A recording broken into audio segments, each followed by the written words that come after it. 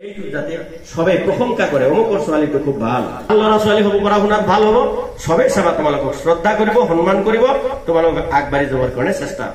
অব্যাহত ৰাখাৰ কাৰণে সবে চেষ্টা কৰিব গতিকে মই বিচাৰিছো প্ৰত্যেকজন ল'ৰা ছোৱালী ভালে থাকক সুস্থ থাকক সবল থাকক আৰু এটা মাহ মই সবৰে মংগল কামনা কৰি ঈশ্বৰৰ লাঞ্চৰত আমাৰ দীৰ্ঘায়ু কামনা কৰিলো আৰু আজি শ্ৰেণী ছুটি হোৱাৰ পিছত যেতিয়া স্কুল ছুটি হ'ব ঘৰলৈ যাবা তাৰে পৰা অহা এক মাহৰ কাৰণে গৰমৰ বন্ধ মই ঘোষণা কৰিলো